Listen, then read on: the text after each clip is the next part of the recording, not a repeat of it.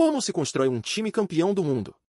Os craques revelam os bastidores da preparação para a Copa de 94, a importância das palavras de Zagallo para a motivação do grupo e os segredos táticos do treino tático de Parreira que tornou a defesa do Brasil impenetrável.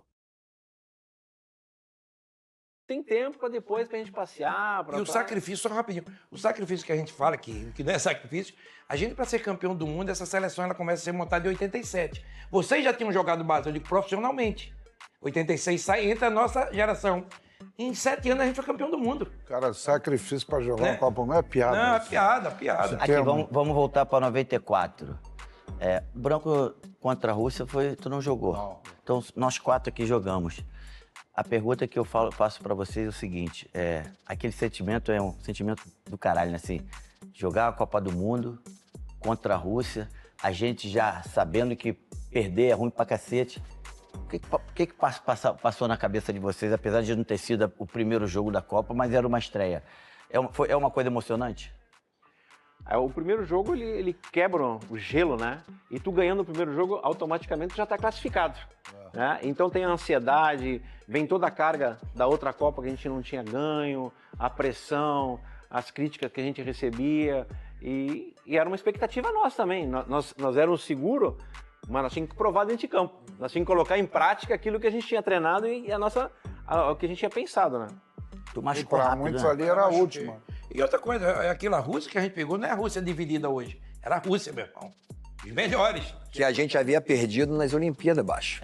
Na final. Tava aqui, ó. 2x1, né? É verdade, então, verdade. De virada. Naquele jogo, pode ser o mais experiente. O primeiro jogo, né? É sempre o mais... o primeiro jogo, é tenso. Entendeu? E a gente foi perfeito. Por mais que você tenha jogado Copa anteriormente, toda a estreia. E estrear com vitória é fundamental. E eu machuquei naquele jogo. Eu joguei o primeiro tempo e faltava 20 minutos, eu tive o estiramento. Dunga e Jorginho, que são treinadores, né? Vocês, de 94, vocês trouxeram muita coisa pro trabalho de vocês como treinador? Muito.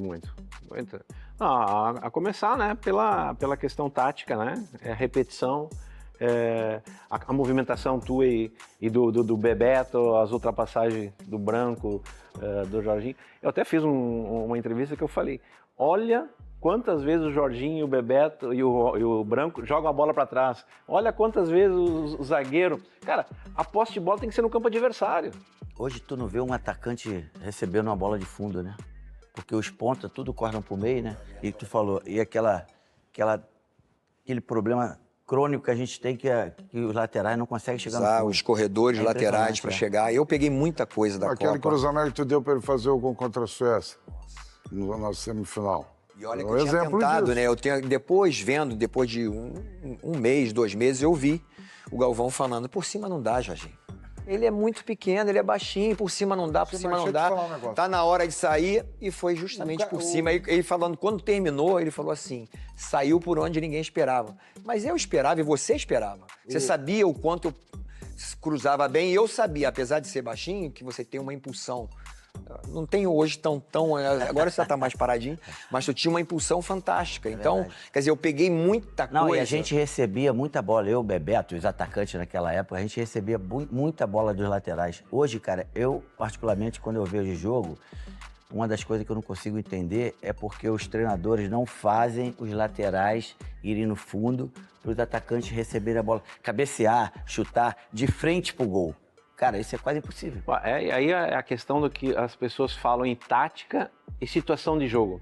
Nós temos que treinar situação de jogo, movimento de jogo. O que vai acontecer no jogo? O lateral vai passar, o Bebeto vai puxar no primeiro pau, o Romário vem no segundo, ou vice-versa, vem o meia por trás. Então, essas situações de jogo que a gente tem que criar o máximo possível. E o treino tático que o Branco falou aqui, que nós fazíamos 4 atrás, mais eu e o Mauro Silva na frente, roubava a bola, primeira coisa que a gente roubava a bola, Romário e Bebeto. Hoje, a primeira coisa que o cara rouba a bola, goleiro, Tafarel. Não, a primeira coisa, por quê? O melhor momento de nós atacar é quando nós roubamos a bola, porque o outro time está aberto, o outro time atacou e é a oportunidade.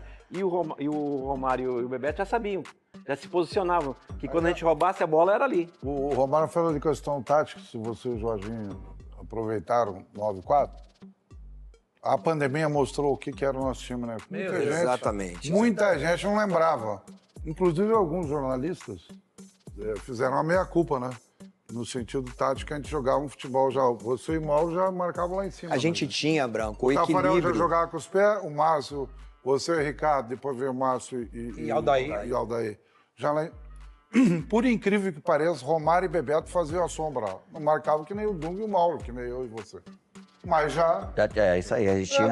O que eu trago, Baixo, de 94, aí eu tive o privilégio de ser auxiliar do Dunga de 2006 a 2010, por pouco a gente não ganha, assim, um detalhezinho, foram 2 bolas paradas basicamente que decidiram ali, mas existem algumas coisas para você ganhar um jogo, você precisa trabalhar a parte tática, você precisa ser tecnicamente muito qualificado, emocionalmente você precisa estar muito Focado. tranquilo, focado. Então, na nossa seleção, trazendo de 94, a gente tinha um Zagallo, que tinha sido tricampeão do mundo. Esse cara, ele encucava na nossa cabeça, faltam 7, faltam 6, vocês vão escrever o nome de vocês na história do futebol mundial.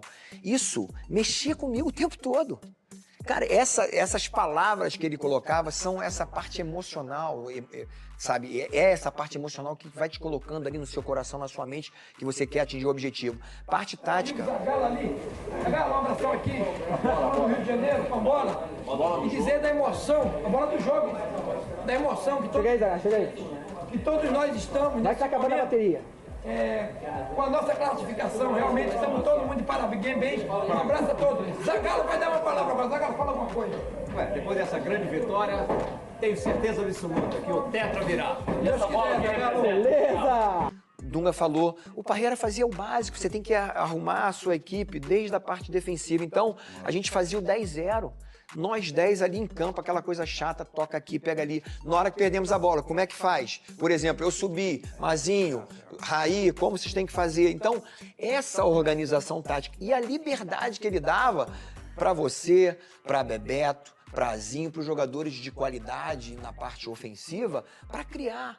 Então, acho que juntando essas coisas, eu peguei isso muito na minha carreira. Claro, eu não sou um treinador ainda que eu cheguei a ter os sucessos, já tive alguns títulos, mas não tão grande assim, mas eu trouxe para minha carreira, trouxe para minha vida e fez a mudança, mudou a nossa história, né? E eu acho que a nossa seleção, para a gente falar sinceramente, tinha muita qualidade, foi o que o Branco falou. Na pandemia mostrou claramente o que nós fomos realmente. Só que a gente tinha equilíbrio. A diferença talvez de 82 para a gente é que a gente tinha equilíbrio. A gente era muito forte em todas as áreas do campo.